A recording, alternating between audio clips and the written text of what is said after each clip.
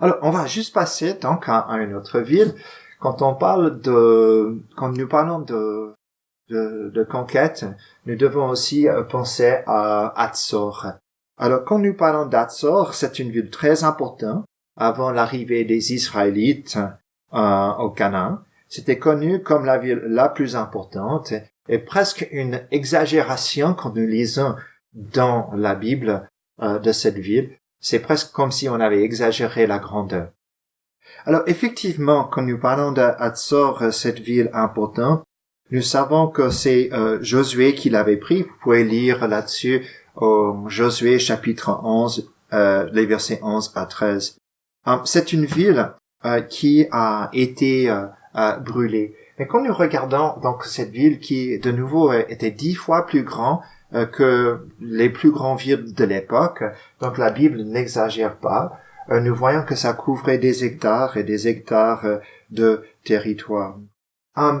Quand Josué a pris cette ville, donc on a vu qu'il a brûlé, et c'est la seule ville qui était sur une colline qui a été brûlée par Josué et ses forces. Ici, vous voyez un ancien autel, un endroit où il y avait un autel à des dieux païens. Là, c'est des vallées qui sont autour. Et puis là, vous pouvez commencer à voir donc les murs à l'intérieur de la ville. Et ce que nous remarquons, donc, c'est que les murs ici en bas ont été protégés. Et ça, c'est à l'extérieur. Mais quand vous allez à l'intérieur, vous pouvez voir qu'il y a d'énormes crevasses qui sont là, qui étaient causées donc par une chaleur très, très intense. Et donc, quand on a commencé à brûler la ville à l'extérieur, à l'intérieur de ces murailles, donc la température a augmenté, et à ce moment-là, donc, les pierres ont éclaté.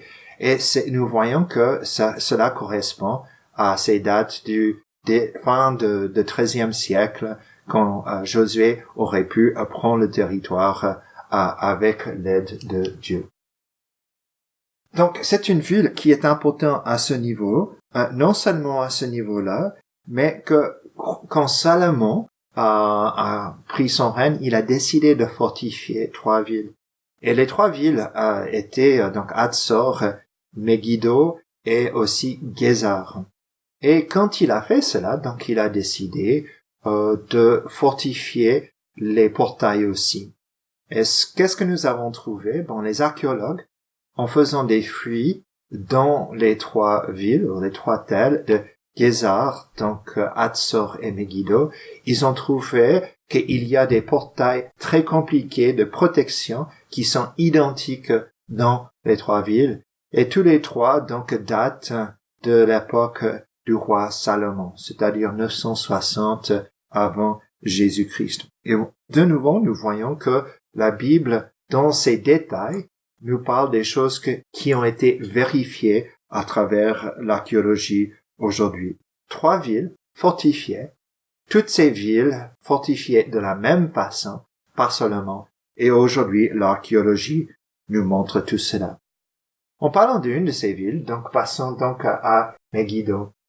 Et Megiddo, donc, une ville importante, nous avons cette ville qui est très ancienne, qui a des couches successives de civilisation là-dessus. Et c'est mentionné plusieurs fois dans le livre de Josué et aussi dans les Juges. Comme j'ai dit, sous Salomon, c'était l'une des villes la plus importantes.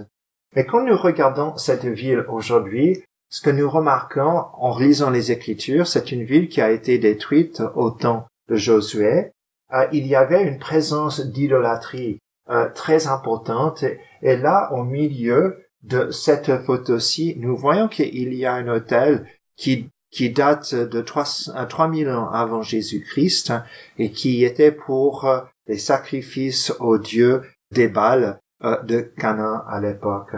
Donc une ville où il y avait des dieux, des déesses, des autels, des figurines qui étaient trouvées, l'idolâtrie très forte. De nouveau, comme je vous ai dit, une ville qui était fortifiée par Salomon pour être un endroit stratégique.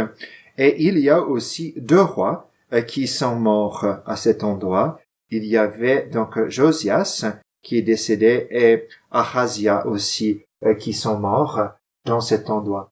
Megiddo est connu aussi par le nom de Armageddon, c'est-à-dire la vallée de Megiddo, parce que c'était un endroit où il y avait beaucoup de batailles des armées du nord et du sud qui se retrouvaient dans cette plaine pour faire la guerre.